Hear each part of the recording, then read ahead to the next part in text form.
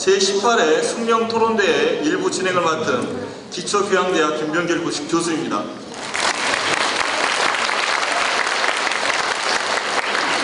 우리 숙명의 창학 113주년 기념일에 지마여 이번 토론대회의 하이라이트라고 할 수 있는 최종 결선을 열게 되었습니다. 113년 전 창건자들이 여성의 눈을 뜨게 하고 여성의 눈을 뜨게 하기에 우리 숙명을 세운 뜻, 그리고 1995년 전 민족 앞에 당당히 숙명의 제2 창학을 선언하며 섬김의 리더를 길러 민족 문화를 바꾸는 데 앞장서고자 한 뜻, 이 모두가 바로 오늘 엄숙하고도 기쁜 마음으로 이 자리에 우리를 모이게 한 까닭일 것입니다. 이번 제18회 숙명토론대회는 사회자가 없는 반론 중심의 토론인 칼 포퍼 방식을 기본으로 하여 우리 대학의 교육 이념에 비추어 발전적으로 변형시킨 숙명토론 방식의 틀에 따라 진행됩니다.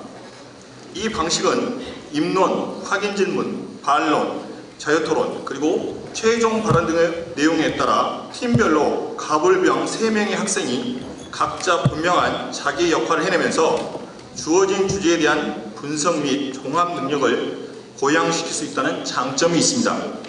그러면 토론대회 본격적인 토론에 앞서서 먼저 이 대회에 관련한 경과보고를 우리 학교 기초교양학부 학부장이신 홍성수 교수님께서 보고해 드리겠습니다.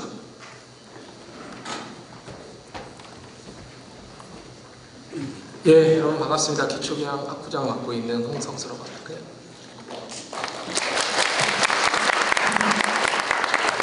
네, 2019년 제18회 숙명토론대회에 대해서 간략한 설명과 기존에 있었던 여러 가지 일들에 대한 경과보고를 간단히 드리도록 하겠습니다.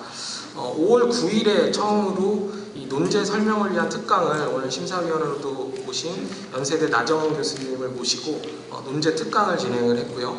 5월 13일까지 탐각팀의 첫 서류 접수를 마무리했습니다. 우리 의사소통팀 교수님들이 이 서류를 심사를 했고요. 5월 15일에는 본선 진출자 합격 발표 및 설명회를 진행했습니다. 5월 24일에는 숙명토론 리더십 그룹 청해 주도로 모의토론을 실시했고 25일에는 오전 9시부터 오후 5시까지 본선을 진행을 했습니다. 작년과 달리 전년도에 대비해서 조금 나아졌거나 달라진 점은 올해는 공대생 지원자가 77명이나 됐습니다. 예전에는 작년 같은 경우에는 3명에 불과했다고 하는데 아마 논제 때문인 것 같기도 하고 또 공대가 학교에서 자리를 잡으면서 참가 인원이 늘어난 것이 상당히 고무적인 일이라고 생각합니다. 사실 토론대회 자체가 이제 인문계 학생들을 위한 것은 전혀 아니기 때문에 다양한 전공 학생들이 늘어나는 것은 아주 고무적인 일이 아닐까 합니다. 그리고 이제 논제 설명을 위해서 작년에는 약간 토론회 같은 방식으로 진행을 했었는데요. 올해는 이 나정훈 교수님을 모시고 논제 설명을 위한 특강을 했다는 점도 작년과는 조금 달라진 점이고, 또 하나 좋은 점은 기권하거나 결석한 팀이 예년에 비해서 많이 줄어들어서 조금 더 내실 있는 그런 토론대회가 진행될 수 있었던 것 같습니다. 올해는 작년보다 숫자도 사실 좀 늘었는데요. 최종 80명, 238명의 학생들이 지원을 하게 됐고 수상으로는 장려상 16팀, 그다음에 동상 8팀, 은상 8팀, 그리고 최종 결선에 오른 2팀을 선정하게 되었습니다. 오늘은 잠시 후부터 이들 결선에 오른 2팀이 열띤 토론을 벌일 예정으로 되어 있고요. 이 자리에 오기까지 여러분들이 일일이 열거하기 힘들 정도의 여러분들이 이제 수고를 해주셨고요. 오늘 마지막까지 이제 멋진 행사가 될 수 있도록 다 같이 바라면서 제 말씀을 이 정도로 정리하도록 하겠습니다. 감사합니다.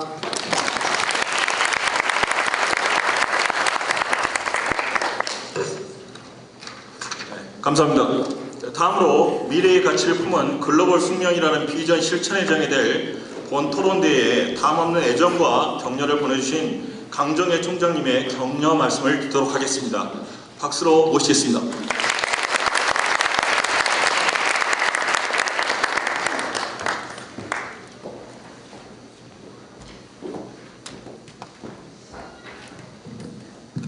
네, 반갑습니다, 여러분. 오늘이 결선 날인가요? 네. 2002년부터 시작해서 18회째이고 아까 학부장님이 말씀하신 대로 80개의 팀이 지금 경선을 했다는 보고를 받았습니다. 맞는가요? 대단하죠? 예.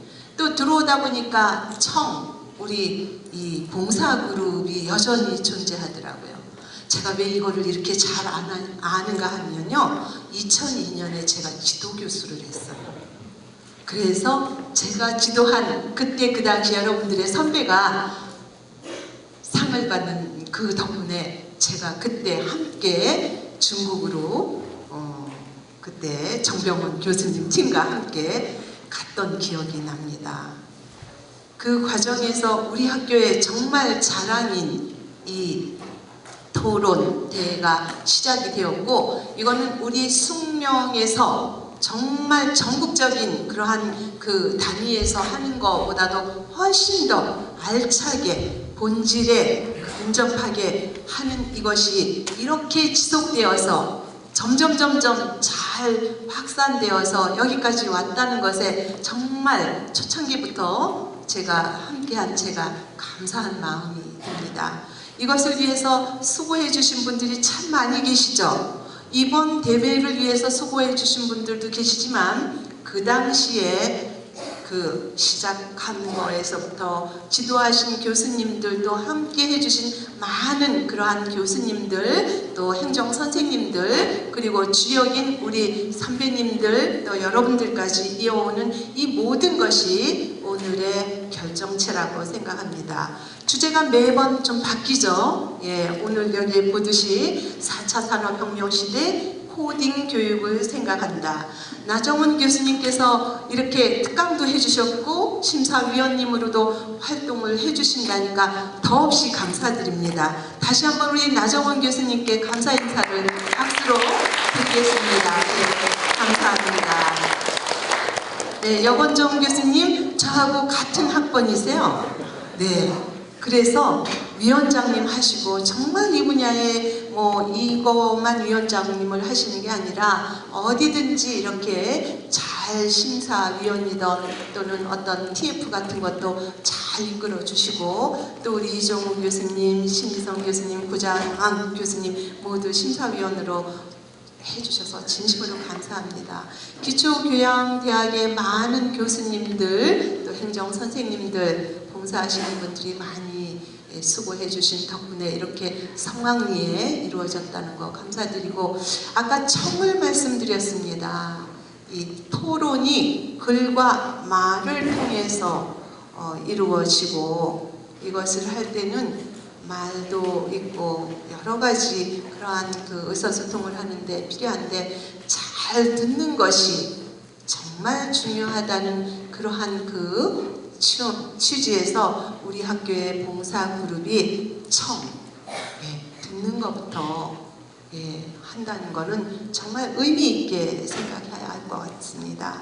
그래서 우리 모인 여기에 보니까 오늘은 2팀만 결선에 올라와 있지만 여기까지 오는데 많이 준비를 했고, 우리 학생들이 이 과정에서 많은 걸 느끼고 또한 그 다양한 감정들을 가졌는데, 이 모든 것이 우리의 소중한 자산과 자양이 돼서 아까 미래의 가치를 품은 글로벌 숙명을 실현하면서도 4차 산업혁명을 시대를 이끌어갈 인재로 양성되는 아주 주요한 그러한 역할을 하는 토론대회라고 생각합니다. 자랑스러운 숙명을 아까 사회자 교수님께서 말씀하셨습니다. 나정훈 교수님, 숙명은 연세대학교도 참 좋은 대학이지만 숙명은 대한민국의 딱 2 종류의 대학으로 나눈다고 하면 숙명과 기타대학교라고 있어요. 네, 숙명은 1906년에 고종 황제와 영친왕의 모친이신 순원 황기비께서 만드신 숙명학원으로부터 시작된 유일한 대학입니다. 이 대학은 국가와 민족 그리고 인류에 기여하는 지도자들을 양성하는 대학입니다. 이것을 위해서 생각하는 힘, 토론하는 힘, 이 모든 것을 합쳐서 세상을 바꾸는 부드러운 힘이 전 인류로 퍼져나갈 거라고 생각하면서 오늘 두 팀 아주 멋진 그러한 과정을 우리 모두에게 함께 해주신다고 하면 여기 함께하는 우리 모두가 그 인재들로 양성될 거라고 생각하며 축하드리고 여러분 모두께 감사의 인사를 드립니다. 감사합니다.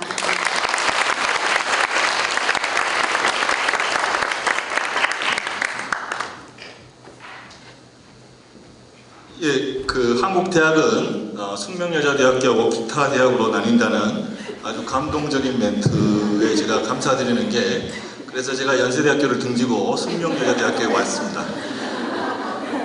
감사합니다. 총장님 격려 말씀 깊게 새기도록 하겠습니다. 자, 그럼 이번에는 심사위원 선생님들을 소개해드리겠습니다. 5분이신데요. 먼저 공교 영어영문학부 여건종 교수님을 소개해드리겠습니다. 박수 부탁드립니다. 여건종 교수님은 기초교양학부의 전신인 의사소통센터장을 역임하신 바 있으며 우리 대학의 의사소통 교육이 한국대학의 교양교육을 선도하는 데 크게 공헌하셨습니다. 오늘 토론대회 심사위원장이십니다. 다음으로 연세대학교 학부대학 나정은 교수님을 소개해드리겠습니다.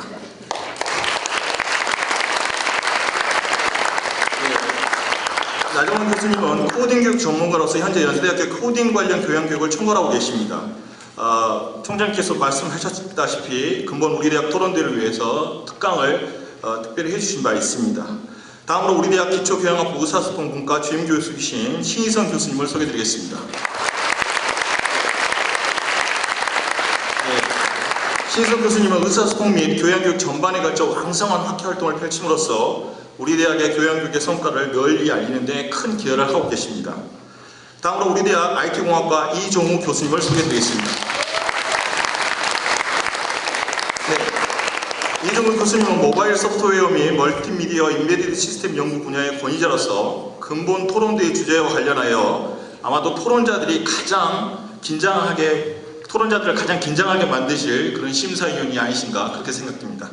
다음으로 우리 대학 기초교양학부 구자환 교수님을 소개해드리겠습니다.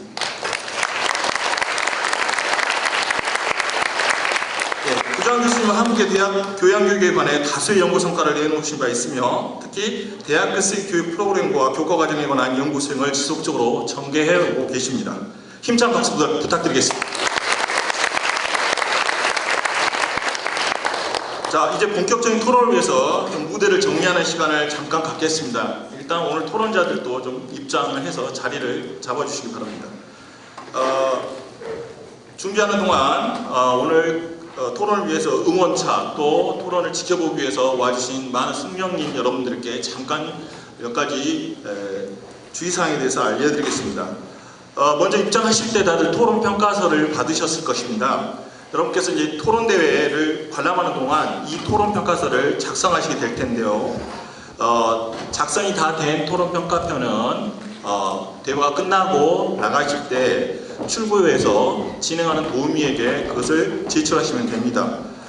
그럴 때 꼭 토론 평가서에 여러분의 소속 학과 학번 그리고 성명을 반드시 기재해 주시기 바랍니다. 우수한 토론 평가서에 대해서는 나중에 별도의 심사를 거쳐서 소정의 상품을 증정해 드리도록 하겠습니다.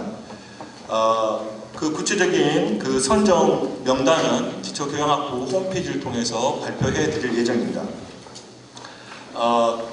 또한 그 출석 확인서가 필요하신 학생 여러분께서는 역시 토론대회가 끝난 뒤 출구에서 토론대회 참관 증명서를 발급받으시면 그걸로 출석 확인서가 대체되도록 그렇게 준비해 놓았습니다. 오늘 토론은 앞서도 제가 말씀드린 바다시피 숙명 토론 방식으로 진행됩니다. 여러분께서는 평가서에 크게 인쇄된 1부터 10위까지라는 숫자가 보이실 건데요. 12번의 개인 발표가 있고 발언이 있고 그 다음에 중간에 자유토론이 이어집니다. 발언 순서가 끝날 때마다 점수를 이렇게 채점하시고 아울러 발언이 끝난 다음에는 총평란에 양 팀에 대한 최종 평가를 기술해 주시면 되겠습니다. 토론 진행과 관련해서 그 형식과 관련해서 약간의 도움 말씀을 드리자면 각 팀마다 총 1분의 한도 내에서 모두 2차례 수기 시간이 중간에 주어지는 기회가 있습니다. 그리고 자유토론을 전후해서도 2차례 지정 수기 시간이 주어집니다. 이때 학생들이 수기를 하는 동안 청중 여러분께서 조용히 토론 내용을 되새기시면서 토론 평가서 작성에 임해 주시면 고맙겠습니다. 그리고 모두에도 말씀드렸다시피 굉장히 긴장감 있게 토론이 진행되기 때문에 조그마한 소음도 토론자들에게 영향을 미칠 수 있습니다. 그래서 휴대전화는 반드시 무음 또는 꺼놓으시는 것이 오늘 토론에 크게 도움을 주시는 일이라고 생각됩니다. 그러면 이제 토론자들이 자리에 착석했습니다. 준비가 다 된 듯합니다. 토론에 앞서 먼저 그러면 오늘 결선에 진출한 두 팀을 간단히 소개해드리겠습니다. 먼저 찬성팀입니다. 이름은 카멜 케이스 팀입니다. 자, 일어나시죠. 자, 청중을 향해서 인사드리겠습니다. 카멜 케이스 팀은 강수민, 서재영, 조희진 학생으로 구성되었습니다.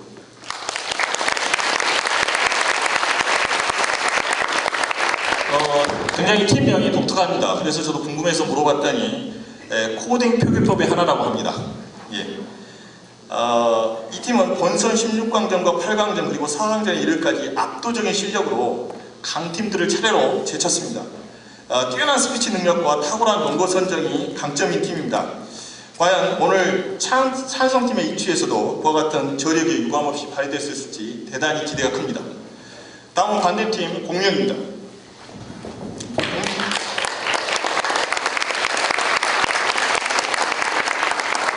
네, 공명팀은 최근영, 최다희, 이단 학생으로 구성되었으며 팀명은 공명인데요. 잔잔한 울림을 주는 토론을 지향한다는 취지에서 만들어진 팀명이라고 합니다. 역시 결승 진출에 이르기까지 거침없는 행보를 보여줬습니다. 가장 강점은 어떤 상황에서 흔들리지 않는 차분함과 냉정한 분석 능력, 그리고 팀워크가 아주 뛰어난 팀입니다. 오늘 반대팀의 위치에서 송곳 같은 비판으로 찬성팀의 강력한 원고를 뚫을 수 있을지가 관전 포인트라고 할 수 있습니다. 참과 방패의 대결이라고 오늘 토론 결승에 앞서서 먼저 두 팀의 특징을 말씀드릴 수 있을 것 같습니다. 네, 앉아 계시고요. 예. 자, 두 팀 그러면 어떻게 준비되셨습니까? 네, 표정들이 화난 거 보니까 현재까지는 굉장히 두 팀 다 자신만만한 것 같습니다. 자, 그러면 4차 산업혁명 시대 코딩 교육을 생각한다는 주제 아래 전개된 코딩 교육, 대학 교양 필수 교과에 포함시켜야 한다는 논제로 숙명 토론대회 결선 토론회를 시작하겠습니다.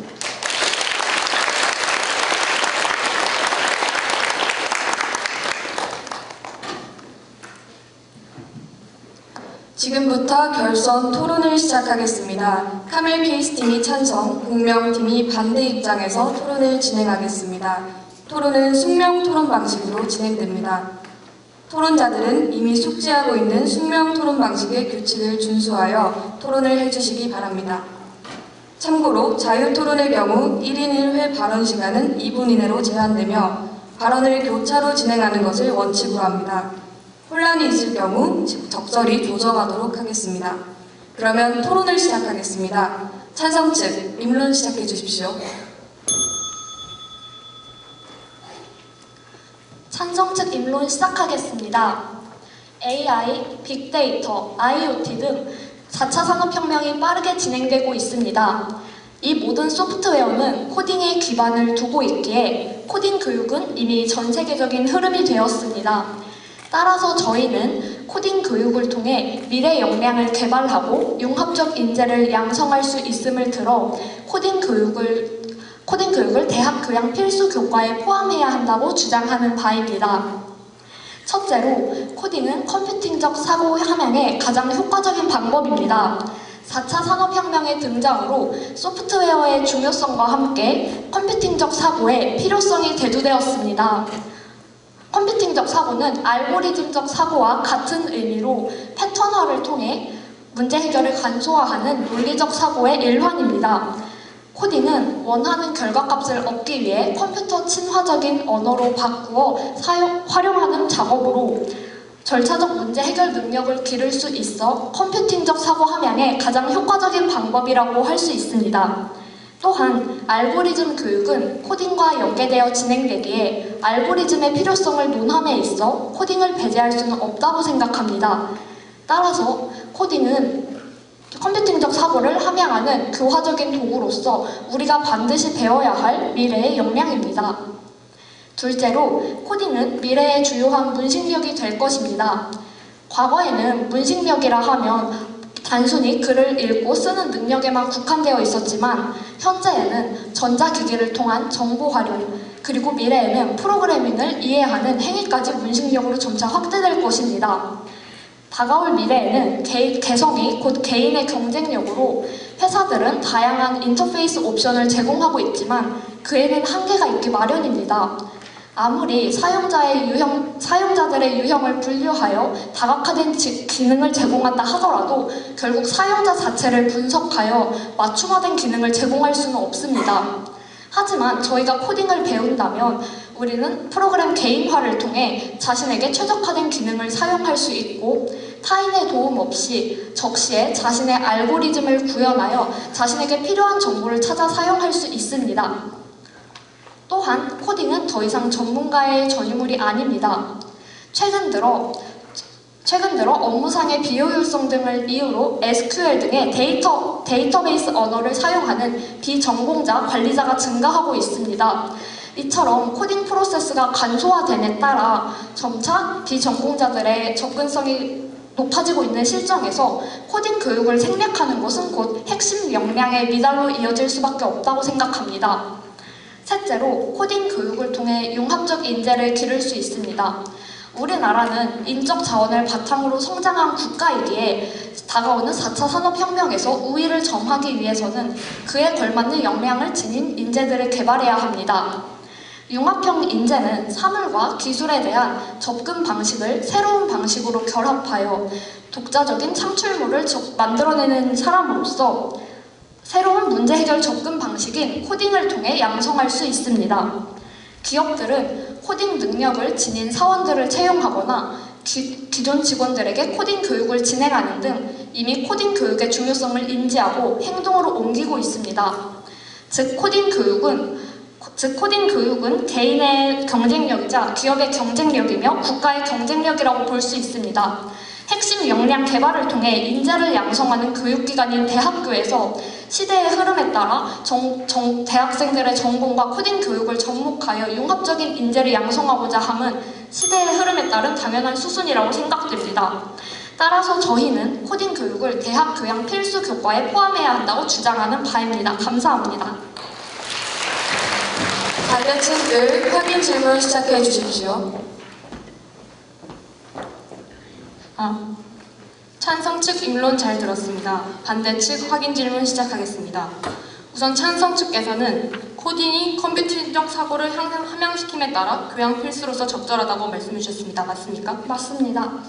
일상생활과 모든 분야에 적용되는 말하기와 글쓰기와 컴퓨터 언어를 기반으로 명령하는 코딩은 적용되는 방식과 교육하는 목적에 있어서 차이가 있습니다. 맞습니까?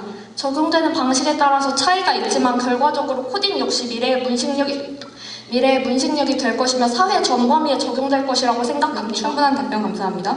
코딩 교육에 대한 효과로 컴퓨팅적 사고를 언급하셨습니다. 맞습니까? 맞습니다.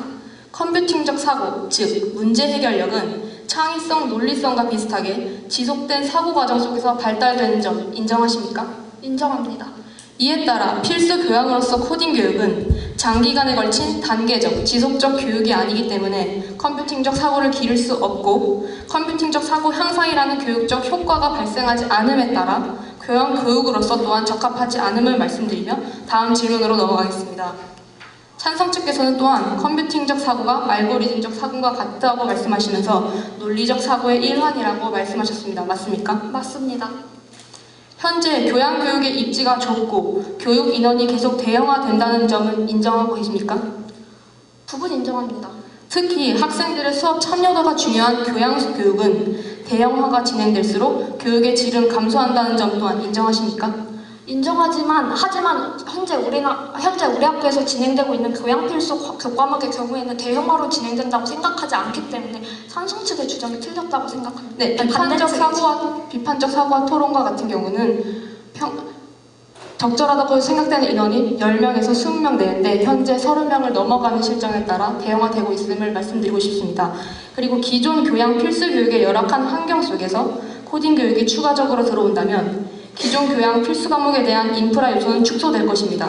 이 점은 인정하십니까? 인정하지 않습니다. 우선 순차적으로 말씀을 드리고자 하면 실제로 중앙대학교에서는 코딩 교육을 40명 내외로 운영하고 있지만 네, 관련 정보는 자유토론 때 마저 말씀해 주시기 바랍니다. 네, 즉, 이는 코딩 교양 필수화가 교양 교육 환경을 더 악화시킴을 의미하며 기존 교육과 코딩 교육 모두 효과적이지 않음을 말씀드리면서 다음 질문으로 넘어가겠습니다. 찬성 측께서는 두 번째 근거로서 미래의 주요한 문식력으로서 코딩을 언급하셨습니다. 맞습니까? 맞습니다. 문식력과 문해력은 글을 읽고 쓰는 능력 맞습니까? 맞습니다. 코딩은 4차 산업혁명 시대에서 언어로서 기계와 인간이 의사소통하기 위해서는 기본 언어인 코딩을 알아야 합니다. 맞습니까? 맞습니다. 이에 따라 코딩에 대한 리터러시 교육은 ICT 이해를 살아가기 위해서는 무조건적으로 알아야 하는 것이기 때문에 초중고등학교에 대한 의무화 도입되는 점 알고 계십니까? 네, 알고 있습니다. 이에 따라 대학에서는 리터러시 교육이 아닌 활용과 응용에 초점을 맞춰야 되는 것을 진행하며 강조하며 이상 반대측 확인 질문 마치겠습니다. 반대측 각 입론 시작해 주십시오.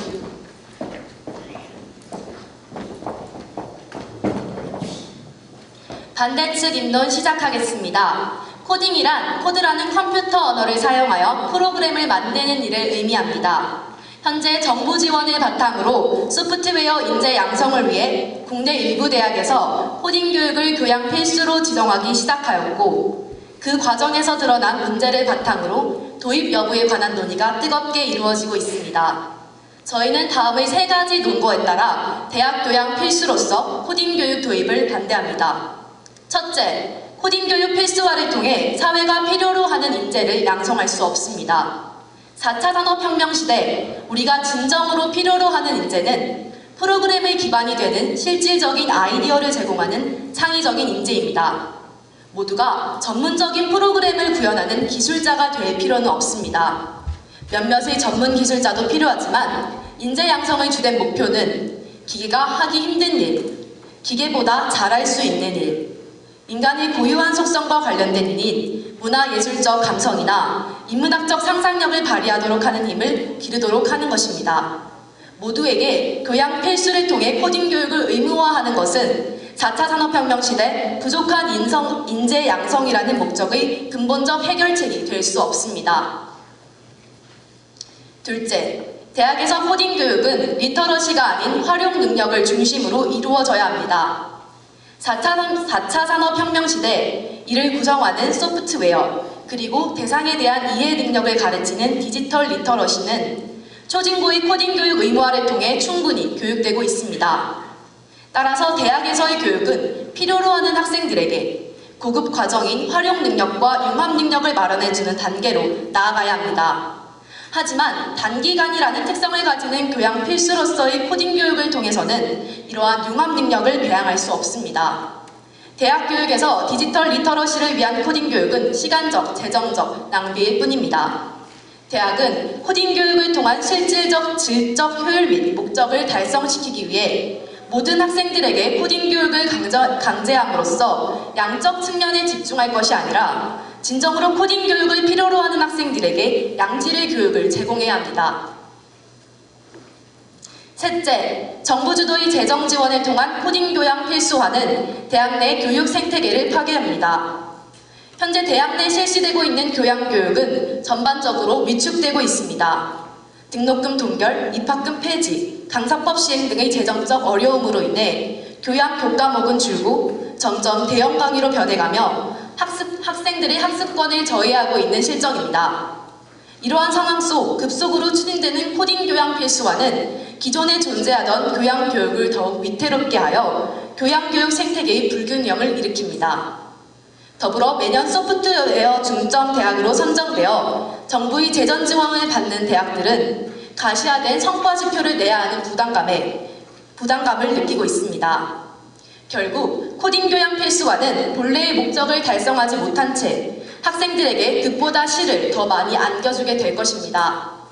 저희는 교양 필수로서 코딩 교육을 도입하는 것이 진정으로 사회가 요구하는 인재를 양성할 수 없다는 점, 단기간 그리고 의무화를 통한 교육 방법 자체가 적절하지 않다는 점, 정부 주도의 하향식으로 도입되어 교육의 목적을 실현시킬 수 없다는 점에서 대학에서 모든 학생들에게 교양 필수로서 코딩 교육을 의무화하는 것에 반대합니다.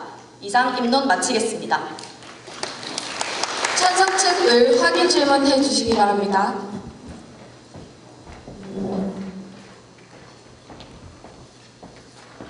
네, 반대측 입론 잘 들었습니다. 찬성 측 확인 질문 시작하겠습니다.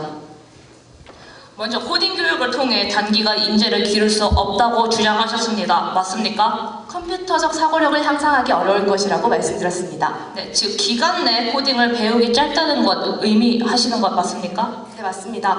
네, 코딩 교육의 목표는 코딩을 자유자재로 다루는 것이 아니라 컴퓨팅 사고와 함양 문제 해결력을 기르는 것입니다. 맞습니까? 네, 맞습니다.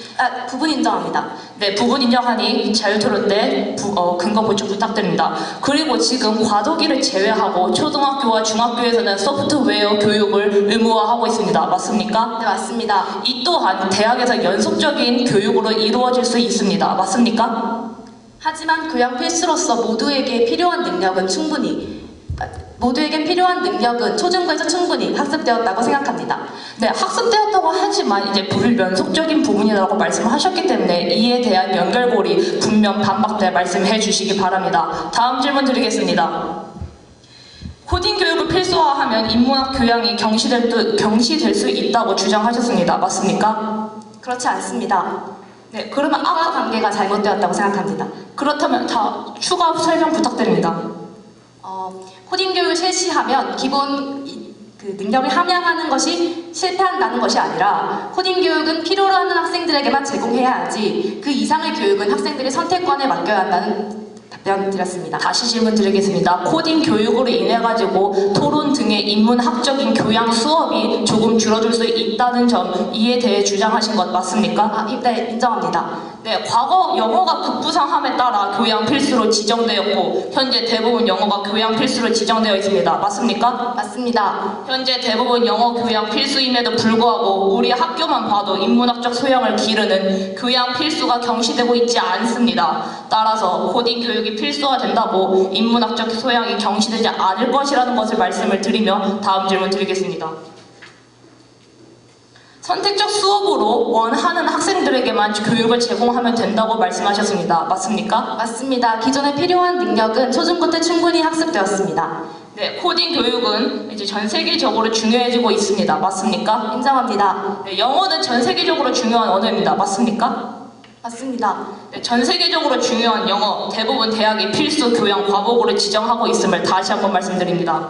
코딩은 선택적으로 가르치면 된다고 하시면서 모순점을 드러내십니다. 즉, 영어는 필수 교양으로서 대부분의 대학을 가르침에도 불구하고 코딩은 중요한데도 불구하고 선택적으로 한다. 이는 모순점을 나타내며 이에 대한 정확한 반박 또는 근거 보충은 자유토론 때 부탁드리겠습니다.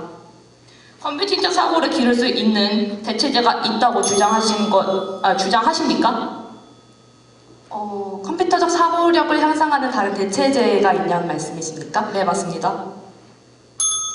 네, 이는 자유토론 때 말씀해 주시기 바랍니다. 이상 확인 질문 마치겠습니다. 찬성 측 병 반론 시작해 주십시오. 수기 시간 1분 드리겠습니다.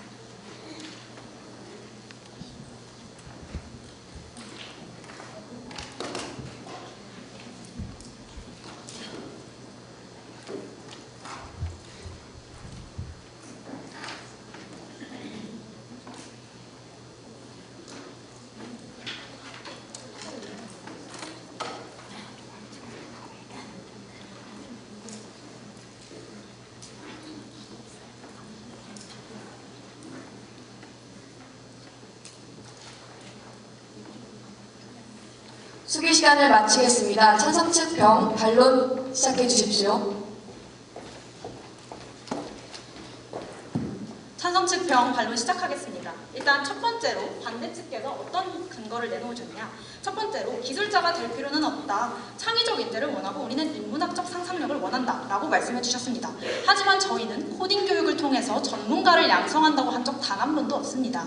저희가 원하는 코딩 교육을 교필로 하고자 하는 이유는 그것을 통해서 컴퓨팅적 사고력을 기를 수 있고 그것을 전공에 정말 접목을 시켰을 때 융합적 인재를 기를 수 있기 때문입니다. 단순히 전문가를 우리가 기르자는 목적을 통해서 이것을 코딩 교필로 도입을 하자는 것이 아님을 다시 한번 강조드립니다. 두 번째 근거에 대해서 말씀드리겠습니다. 두 번째 근거는 초중교에서 이미 충분히 학습되고 있다. 뭐하러 해야 하냐? 라고 말씀해 주셨습니다. 그렇다면 다시 한번 묻겠습니다. 영어는 지금 초중교에서 안 하고 있습니까? 영어도 저희 초중교에서 하고 있습니다. 그렇지만 저희 왜 영수익과 영토발 교필로 배우고 있나요? 이것에 대해서 반대 측은 충분히 정말 대답을 꼭 해주셔야 될 것이라고 말씀드리겠습니다. 또한 단기간에 대해서 계속 말씀을 해주시는데 그렇다면 저희가 지금 하고 있는 비사토나 융삭을 단기간 수업 아닙니까? 이것에 대해서는 그럼 학습성이 충분히 있다고 그럼 그 증거를 충분히 대셔야 할 것입니다. 그렇다면 이 단기간에 대해서 말씀해 주시는 건 과연 교양 필수 자체, 교양 필수가 한 학기밖에 안 된다는 그 목적성 자체에 문제가 있는 것이지 이것이 과연 코딩 교필 그것의 문제냐 이것에 대해서는 저희는 좀 의문감이 듭니다. 또한 세 번째에 대해서 대학 내 교육 생태계를 파괴할 수 있다고 말씀해 주셨습니다. 정부 주도식으로 실현이 되기 때문에 교육의 목적을 달성할 수 없다라고 하셨습니다. 여러분, 그렇다면 정부가 원하는 인재랑 대학이 원하는 인재랑 정말 그렇게 다르다고 생각하십니까? 대학이 원하는 인재, 정부가 원하는 인재, 이것이 정말 다르다고 생각하시는지 한 번 더 꼭 생각을 해보시길 바랍니다. 대학의 목적은 사회와 국가에 이바지하기 위한 인재를 육성하기 위함입니다. 그런데 과연 저희가 국가와 정말 독립적으로 우리의 교육만을 하기 위해서 우리는 대학만의 학습을 하기 위해서 이루어진 공간이냐? 저희는 그렇지 않다고 생각하며 대학은 물론 자신의 독립적인 여명은 지켜야 하지만 국가와 정부와 기업과 어느 정도 협력은 할 수 있다고 상생할 수 있다고 생각합니다. 또한 가시화된 성과 지표에 부담감을 느낄 수 있다라고 하셨습니다. 하지만 이것은 당연한 말입니다. 당연히 저희도 지금 토론에 대해서 우리 숙대 학생들이 이렇게 잘하고 있다라는 것을 알리기 위해서 이렇게 토론 대회를 열고 있지 않습니까? 그런데 이것에 대해서 부담을 느낄 수 있으니 할 수 없다라고 하시는 것은 조금 모순이 있다는 생각이 듭니다. 또한 득보다 실을 안겨줄 것이다 라고 하셨는데 저희의 말씀을 들어보셨다면 지금 과연 득이 더 클지 실이 더 클지 청중분들께서 충분히 이해하셨을 것이라고 생각합니다. 단 한마디만 더 하고 끝내겠습니다. 컴퓨팅적 사고 중요하다고 인정하셨습니다. 하지만 컴퓨팅적 사고 아까 확인 질문 때 말씀하셨으니까 그것에 대해서 충분히 말씀해 주시길 바랍니다. 이상 마치겠습니다. 반대측 각 확인 질문 시작해 주십시오. 수기 시간 1분 시작하겠습니다.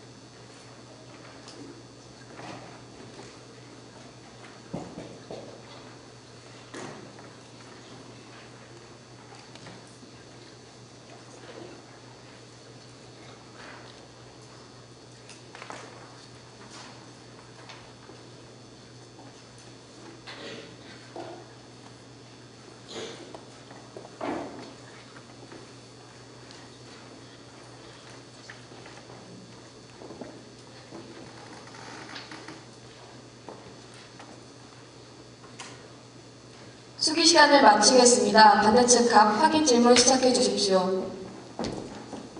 네, 찬성 측 반론 잘 들었습니다. 몇 가지 질문 드리겠습니다. 찬성 측께서는 대학 필수로서의 코딩 교육을 통해 목표를 컴퓨터적 사고력 향상 그리고 융합적 인재 양성 이 두 가지로 초점을 맞춰주셨습니다. 맞습니까? 네, 맞습니다. 네, 한 가지씩 질문 드리겠습니다. 먼저 컴퓨터적 사고력을 교양 필수로서의 코딩 교육을 통해 그럼 향상할 수 있다고 보시는 것입니까? 네, 맞습니다.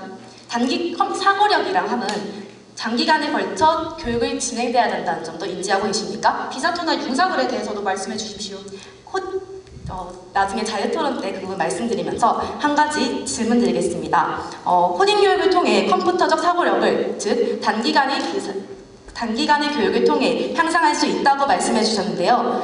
찬성 측에서 말씀하시는 그런 컴퓨터적 사고력이 과연 단기간에 어떻게 향상될 수 있는지도 나중에 자세히 말씀해 주시기 바랍니다. 다음으로 질문 드리겠습니다. 융합적 인재 양성을 위해 교양 필수로서 코딩 교육을 시행해야 한다고 말씀해 주셨습니다. 맞습니까? 네, 맞습니다. 혹시 융합적 인재가 어떤 것을 의미하는지 정확히 정의 내려주실 수 있습니까? 융합적 인재라 하면 저희가 말씀드리는 것은 전공에 대해서 어떤 IT적인 지식을 더해서 그것에 전공에 더 접목해서 자신이 훨씬 더 나아갈 수 있는 방향을 말씀드리는 것입니다. 단순히 전문가가 아닙니다. 네, 그렇습니다. 융합적 인재라 함은 융합적인 사고가 실제 문제 해결에 적용되기 위해서는 기존은 자기가 가진 전공 지식에 대한 분야, 그 지식이 매우 필요합니다. 하지만 저희가 말씀드리는 것은 이러한 융합적 인재를 양성하는 데 있어서 코딩 교육이 모두에게 필요할까? 그것에 대해 의문드리면서 다음 질문 드리겠습니다.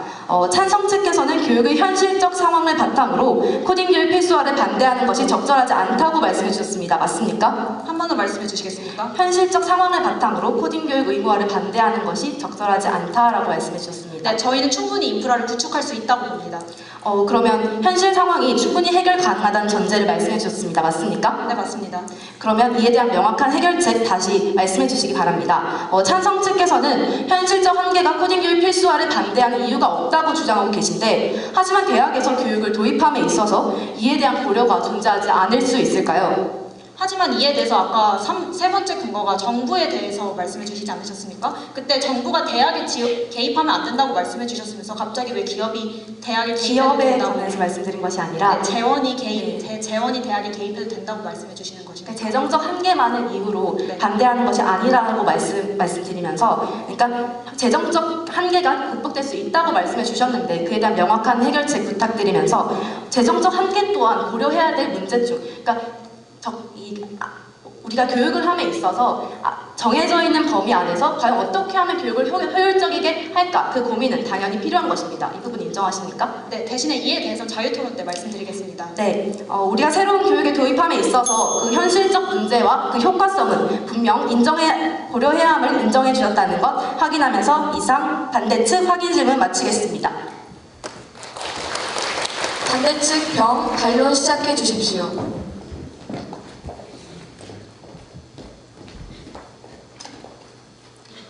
반대측 병 반론 시작하겠습니다.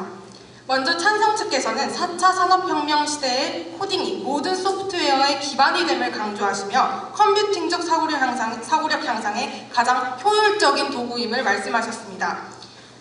저희 찬성 측은 이러한 세계적 흐름을 부정하는 것이 아닙니다. 코딩 교육이 의무화라는 방식으로 단기간에 교양 과목으로서 실시되는 것에 반대하는 바입니다. 컴퓨팅적 사고력은 초중고, 중등교육기관에서 12년간 의무적으로 실시되는 코딩 의무 교육을 통해 충분히 신장될 수 있습니다.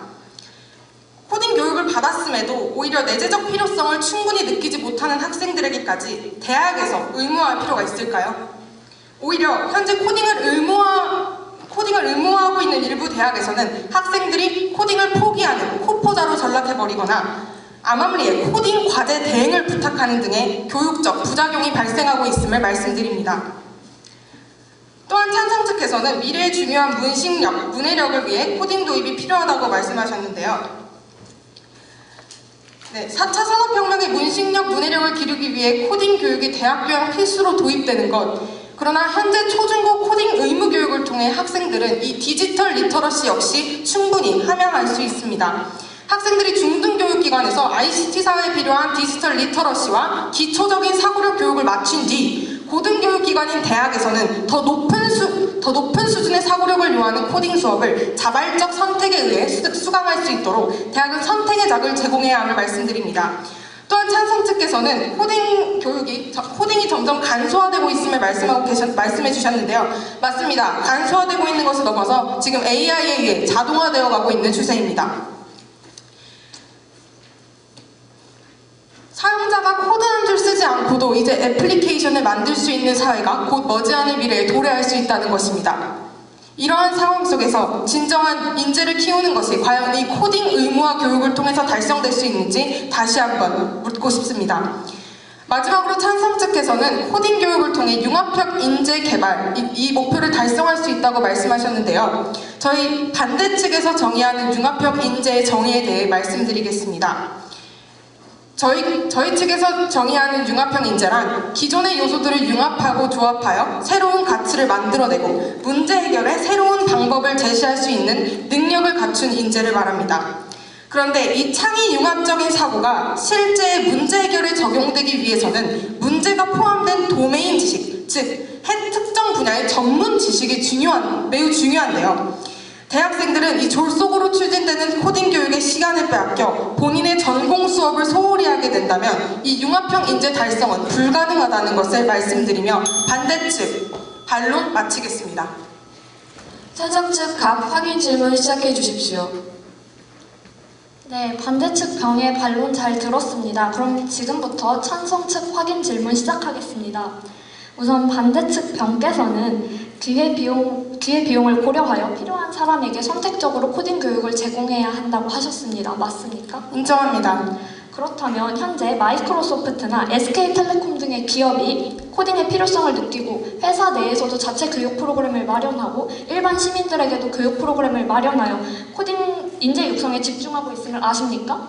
알고 있습니다. 그렇다면 기업의 목적은 이익의 극대화이며 대학의 목적은 인재의 육성입니다. 이때 대학에서 육성된 인재는 기업에 취직하여 이익을 가져다 줄 수 있는 존재입니다. 맞습니까? 대학은 직업 양성소가 아닙니다. 저희는 직업 양성소라고 말씀드린 적 없습니다. 다만 대학에서 양성된 인재가 실제 어쨌거나 사람은 기업에 들어가서 취직을 하기 때문에 그러한 관점에서 사람 인적 자원은 기업의 이익을 가져다 줄 수 있는 존재라고 말씀드린 것입니다. 맞습니까? 인재와 인력은 분명히 다름을 말씀드립니다. 그렇다면 반대측에서 말씀하신 대로 정정하겠습니다. 그렇다면 맞습니까? 지금 기업에서 요구하고 있는 것이 인재인지 아니면 인력인지 저희는 명확히 해야 될 필요가 있다고 생각합니다. 저희는 인재와 인력이 결국 동일성된다고 봅니다. 그렇다면 기업의 성장은 국가의 성장으로 이어집니다. 그렇다면 시대에 걸맞는 인재의 육성은 기업과 국가에 모두 긍정적인 영향을 미칩니다. 맞습니까? 인정합니다. 저희는 기업들과의 교류를 통해 인프라를 구축한다며 개인 당사자와 대학과 기업, 나아가 국가까지 모두가 이익을 얻을 수 있음을 강조하며 다음 질문 드리겠습니다. 반대측 병께서는 코딩을 통해 컴퓨팅적 사고를 함양하기보다는 다른 방법이 있다고 하시며 컴퓨팅적 사고 함양 효과를 부정하신 게 맞습니까? 코딩의 다시 한번 질문해 주시기 바랍니다. 반대측 병께서는 코딩을 통해서 컴퓨팅적 사고 함양이 상대적으로 어렵다고 말씀하신 것이 맞습니까? 인정하지 않습니다. 컴퓨팅적 사고력에 도움이 됩니다. 다만 12년간 중등교육 과정에서 실시되는 코딩 교육으로 충분하다는 말씀을 드린 것입니다. 그렇다면 현재 반대측께서는 초중등 교육 과정에서 이미 배우고 있게 대학에서는 자율적으로 해야 한다고 주장하셨습니다. 맞습니까? 인정합니다. 그렇다면 대학교는 인재 양성 기관으로 학생들에게 시대의 흐름에 맞는 교육을 제공할 의무가 있습니다. 맞습니까? 인정합니다. 그렇다면 숙명여자대학교는 융합을 미래 가치로 내세우며 핵심 역량으로 컴퓨팅적 사고를 제시하고 있다는 사실 알고 계십니까? 인정합니다. 그렇다면 이러한 비전에 의거하여 숙명여자대학교는 미래 융합형 인재를 양성하기 위해 컴퓨팅적 사고를 교육할 것이라는 말씀을 드리겠습니다. 다음으로 본교 이외에도 성균관대학교, 건국대학교 등 코딩 교육을 필수화한 많은 대학들이 코딩 교육을 필수화로 내세우며 미래 융합적 인재 양성을 하겠다고 밝힌 사실 알고 계십니까? 알고 있습니다. 그렇다면 컴퓨팅적 사고와 코딩이 실질적으로 대학 교육과정에 있어 불가분의 관계에 놓여있음을 말씀드리며 이상 확인 질문 종료하겠습니다. 지금부터 1분 동안 수기 시간을 시작하겠습니다.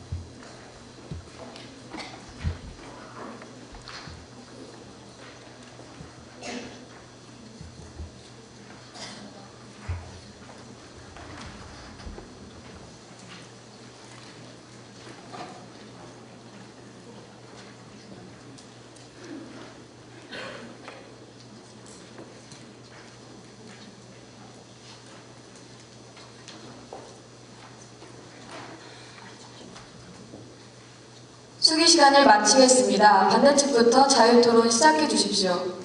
자유토론 시작하겠습니다. 먼저 저희 반대 측은 찬성 측이 제시하는 코딩 교육의 긍정적 효과, 즉 컴퓨터적 사고력 향상과 문신력에 대한 교육은 초중고 때 교육용 코딩을 통해 이루어질 수 있다는 점 말씀드렸습니다. 즉 대학에서는 그 교육은 그 이상이 되어야 한다는 것을 말씀드리고 싶은데요. 저희는 실제 프로그램을 말하는 코딩을 통해 컴퓨터적 사고력을 향상하기 위해서는 교양 필수라는 과목을 통해 그 4개월이라는 시간 동안 단기간 동안 이루어질 수 없다고 봅니다. 그에 대한 근거를 좀 말씀드리겠습니다. 코딩을 통해 사고력을 향상하기 위해서는 컴퓨터 세계가 어떻게 이루어지는지 그리고 어떤 명령을 어떻게 내려야 되는지에 대한 명확한 인식이 있을 때 그 다음 과정에서 사고력이 향상할 수 있는 것입니다. 즉 저희는 찬성 측에서 지속해서 교양 교육으로서 코딩 교육을 통해 컴퓨터적 사고력을 향상할 수 있다라고 말씀해 주셨는데 그에 대한 명확한 증거와 입증 부탁드립니다. 첫 번째로 컴퓨팅 사고를 함양할 수 있는 구체적 근거 자료를 제시해달라고 말씀해 주셨고, 그리고 두 번째로 단기간 안에 그거를 해결할 수 없다고 말씀해 주십니다. 먼저 첫 번째는 그 관련 논문이 정말 많습니다. 먼저 2017년에 나온 논문에 따른 한국컴퓨터정보학회 논문에 따르면 컴퓨팅 사고력에 미치는 영향에 대해서 메타 분석을 한 결과가 있습니다. 여기서 말하는 메타 분석이라 함은 대부분의 논문을 전체적으로 조사를 한 것으로 다른 논문보다 훨씬 신빙성이 있다고 말하는데요. 여기서 말했다시피 SW 교육, 코딩 교육을 통한 학생들의 CT 향상에 많은 도움이 되었다고 나왔습니다. 구체적인 근거로 이제 향상에 있어서 그 과정에서 자료 분석, 추상화, 알고리즘과 절차 등의 부분에서 효과가 있었다고 했고요. 그리고 단기간에 할 수 없다라고 말씀해 주셨는데 반대로 저희 측에서 여쭙고 싶은 거는 초등학교와 중학교에서 계속적으로 사고력에 대한 함양이 되었고 그를 통해서 연속적으로 대학에서 사고력을 키워야 한다는 입장입니다. 그리고 이 부분에 대해서 대학에서는 전공에 대한 공부를 해야 한다. 교양 교육의 목적은 전공이나 전문 지식의 함양이 아니라 인간의 기본 소양, 기본적 역량, 문제 해결 능력 등을 말씀드린 겁니다. 반대로 질문 드리겠습니다. 앞서 확인 질문서부터 계속 얘기했습니다. 영어 정말 중요한데 이 부분 교양 필수로 되어 있는데 영어와 코딩 이에 대한 차이점 제대로 말씀해 주시기 바랍니다. 영어 분야의 경우에는 우리가 모든 지식을 하는 데 있어서 기본적으로 전제되어 있습니다. 이과생의 경우에도 그 영어를 활용할 수 있고 우리가 지금 학문을 하는 데 있어서 대학에서 배우는 데 있어서 영어는 가장 기본적인 것입니다. 컴퓨터적 사고력, 즉 이것을 향상하기 위해서 코딩을 배워야 한다고 말씀해 주셨는데 저희 측의 주장은 컴퓨터적 사고력에 대한 기본적 이해는 초중고를 통해 충분히 교육될 수 있고 그 이상의 교육을 필요로 하는 학생들은 대학에서 선택해야 한다는 것이 정말 말씀드리고 싶습니다. 영어와 코딩의 차이를 말씀해 달라고 하셨는데 모든 사람들이 4차 산업혁명 시대에 이것을 이해하는 데 있어서 교육은 기본적으로 되어 있고 코딩을 활용하고자 하는 학생들에게 정말 질 높은 교육을 제공하는 것이 저희 목적이라고 말씀드리는 것입니다. 즉 영어와 코딩은 거기서 차이점이 있다고 말씀드리는데 영어와 코딩이 같은 것으로 보시는 것입니까? 저희 측에서는 영어와 코딩을 같은 것으로 보는 것이 아니라 둘은 엄연히 분야가 다르지만 실질적으로는 미래에 모두 문신력이 될 것이라는 말씀을 드리고 싶습니다. 현재 언어 맞습니다. 현재 글로벌 언어 되어 있습니다. 하지만 코딩 미래에 역시 문신력 될 것입니다. 현재 4차 산업혁명 시대가 도래하면서 결과적으로 코딩이 관여하는 분야가 점차 넓어지고 있고 실질적으로 이는 나중에 저희가 코딩과 관련이 없는 분야에 진출하더라도 현재 SQL이나 하둡과 같은 비전공자 분야에서도 마찬가지로 쓰일 것이라고 생각을 합니다. 그리고 또한 반대 측에서는 지속적으로 초중등 교육과정에서 배웠기 때문에 대학교에서는 선택적으로 해야 한다라고 말씀을 하시는데 그렇다면 현재 초중등 교육과정에서 배우지 않고 올라온 저희들은 이런 과도기에 직면해 있는데요. 이러한 부분에 대해서 어떻게 하실지 답변 부탁드립니다. 또한 계속해서 확인 질문 때 대형화 수업은 효과가 없다라고 말씀을 하셨는데 저희가 조사한 바에 따르면 중앙대학교는 40명 단위의 분반을 만들어서 코딩 교육을 진행했음에도 불구하고 충분한 효과를 나타내었습니다. 그렇다면 이에 대해 어떻게 생각하십니까? 네, 일단 저희 반대 측에서 말씀드리고 싶은 바는 현재 토론 논의의 핵심은 코딩 교육 자체의 효과성 여부를 따지는 것이 아닌 코딩 교육을 교양 필수화를 통해서 모두에게 의무화 필요성이 있는지 여부를 지금 따지는 것입니다. 이에 따라 영어와 코딩의 다른 점을 찬성 측에서 인정하셨는데요. 영어는 감각기관, 즉 입을 통해서 사용하는 아주 기본적인 습득을 필요로 하는 것입니다. 하지만 코딩 자체는 그렇게 모든 분야와 적용될 수 있는 부분이 아니기 때문에 이 둘 자체를 비교하는 것은 옳지 않다고 봅니다. 또한 초중고등학교에서 배우지 않은 학생들을 고려해야 한다. 그렇다면 초중고등학교에서 배운 학생들이 올라올 경우 이 대학에 대한 커리큘럼 자체를 바꿔야 된다는 것을 의미하시는 건지 의문이 드는 바이고요. 현재 한국 프로그래머는 이미 거의 공급이 과잉된 상태입니다. 앞으로는 코딩 작업을 소프트웨어 자동화 기술이 대체하게 되면서 코더들의 입지는 더욱 좁아질 것입니다. 이렇게 단순한 코딩은 자동 코딩화라는 기술이 대체되고 있는 상황에서 교양 필수로서 코딩 교육이 단순 코딩 기술을 넘어서 그 이상의 단계를 실현할 수 있음을 입증해 주십시오. 네, 일단 반대측께서 말씀하신 거 충분히 다 이해했고 저희가 이제 답변 드리겠습니다. 네, 일단 계속 영어와 코딩이 다르다라고 말씀을 해주시는데 여러분 지금 당장 식사하시고 가셨던데 키오스크 모든 부분이 다 4차 산업혁명에 맞닿아 있습니다. 4차 산업혁명이 그렇게 멀지 않습니다. 그런데 이제 반대측은 그렇게 말씀을 하시겠죠. 그러면 그걸 왜 선택적으로 하면 되지 필수로 해야 되느냐? 여러분 코딩은 문식력입니다. 왜 문식력이냐고 말씀해 드리냐면 일단은 지금 데이터를 분석하고 있는 사람들이 굉장히 많습니다. 지금 빅데이터가 굉장히 화두가 되면서 코딩이 다시 열풍을 일고 있는 것인데요. 이것에 대해서 전문가가 아니라 비전문가가 SQL 언어를 사용을 해서 지금 하고 있습니다. 그 이유는 알고리즘 사고를 구현을 해내기 위해서는 직접 하는 것이 훨씬 더 편하기 때문입니다. 이 이해는 아까도 말씀드렸듯이 지금 코딩이 굉장히 쉬워지고 있기도 하지만 애초에 자신이 알고리즘 사고를 통해서 구현한 것을 그대로 직접 하는 것이 더 편하지 상식적으로 누구한테 IT 전문가들한테 나 이것 좀 해줘 이런 식으로 부탁을 하게 되면 적시의 정보를 받지 못할 가능성도 크고요. 그리고 내가 원하는 정보를 그대로 갖다 줄지의 가능성도 큽니다. 그리고 지금 영어는 감각기관으로 하는 거야 라고 말씀해 주셨는데 여러분 코딩도 뇌로 합니다. 뇌는 감각기관 아닙니까? 코딩도 곧 미래 언어가 될 것이라는 것이 지금 자명한 사실인데 반대측에서는 계속 코딩이 미래의 기술이 그냥 미래 언어가 되지 않을 것이다. 영어랑은 다르다라고 말씀을 해주시고 계십니다. 그리고 저희가 세 번째 근거에 대해 여쭙고 싶은데 저희가 대학교는 정부가 이제 휘둘리면 안 된다. 네, 이 점 인정합니다. 독립적으로 있어야 합니다. 다만 정부가 아니면 그렇다면 어디서 대학이 그 수준 높은 질을 유지하기 위해서는 어디서 재원을 끌어와야 합니까? 그에 대해서 답변 드리겠습니다. 먼저 교육부에서 4월 대학 정보 공시 분석 결과를 공표를 했었는데요. 지금 현재 교양교육이 위축되고 있는 실태를 제대로 직시하지 못한 것 같으셔서 제가 수적 데이터를 좀 말씀을 드리겠습니다. 2019년 196개의 4년제 일반 대학과 교육대학에 개설된 총 강좌 수는 30만 5,353개입니다. 지난해보다 6,655개의 강좌가 감소했고요. 수강생이 20명 이하의 소규모 강좌는 전체 강좌 대비 38%에서 35.9%, 즉 9,086개의 강좌가 소규모라는 이유로 폐지되고 있습니다. 또한 수강생이 50명을 초과하는 대규모 강좌가 지난해보다 39,669개 증가했는데요. 점차 교양 수업들이 이렇게 대형 강의화 되어가고 있는 현 시점에서 코딩을 교양 필수로 포함시킨다면 기존 교양 과목에 심각한 부실을 초래할 것으로 예상이 되는데요. 기존에 존재하던 인문학적인 어떤 교양 수업과 코딩 수업, 이 두 마리 토끼를 모두 놓치게 될 것은 아닌지 우려가 매우 됩니다. 이에 대해 어떻게 생각하시나요?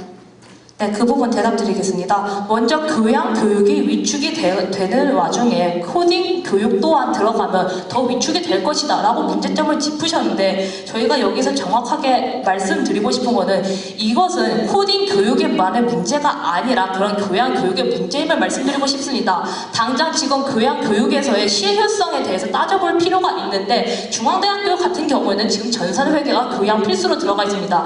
이것에 대해서 학생들이 정말 교양의 의미에 맞는 인문학적 소양 등을 기르고 문제 해결력 등을 기르는 정말 맞는 교양이라고 생각하는지 그에 대해서 여쭙고 싶고요. 그리고 반대로 한 번 더 여쭙고 싶습니다. 반대측께서 컴퓨팅적 사고 능력 중요하다고 인정하셨는데 분명 확인 질문 때 저희가 이것을 코딩 교육 없이 어떻게 가르쳐야 하냐고 여쭈었습니다. 이에 대한 근거 자료 부탁드립니다.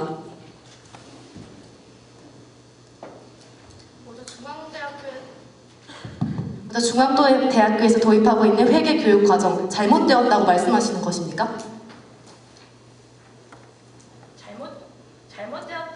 잘못되었다고 제가 임의로 판단하는 것보다는 이제 학생들의 그런 이제 여론 또한 그런 교양의 목적에 대해서 생각을 했을 때 과연 그것이 정말로 기본 역량을 기르는 학문인가에 대해서 얘기를 드린 것입니다. 그렇기 때문에 저희는 코딩 교육을 교양 필수로 도입하면 안 된다고 말씀드리는 것입니다. 먼저 그렇게 말씀드리면서 코딩 교육에 대한 교육은 대학교에서 초중고 때 배우지 않은 더 높은 단계의 교육을 해야 하고 그것들은 그렇기 때문에 학생들에게 선택을 줘야 한다고 말씀드린 것이고요. 저희 또 질문 드리고 싶은데요. 천승 측께서는 지속적으로 코딩에 대한 전반적인 이해를 바탕으로 컴퓨터적 사고력을 향상할 수 있는 것이다 라고 동의하셨죠? 네, 그런데 과연 4개월 만에 우리가 코딩에 대한 전반적 이해가 가능할까요? 그러니까 그 효과성 여부에 대해서 아까 이전에 중앙대학교 자료를, 성균관대대학교 자료를 바탕으로 말씀해 주셨는데 저희는 그 중앙대학교 아까 그에 따른 근거 자료를 말씀해 주셨지 않습니까? 효과성이 있었다라는 자료를 메타 분석 논문 자료를 바탕으로 효과가 있었다라고 말씀해 주셨는데 창의력 향상이 지속적인 시간을 통해 향상되어야 한다는 것을 인정하시면서 과연 4개월이라는 시간 동안에 컴퓨터적 사고를 어떻게 향상할 수 있는지 이에 대한 명확한 설명 아직 못 해주셨고요. 문신력과 문해력은 저희가 충분히 초중고의 교육 통해서 배울 수 있다고 말씀드렸습니다. 이에 대한 답변 부탁드립니다.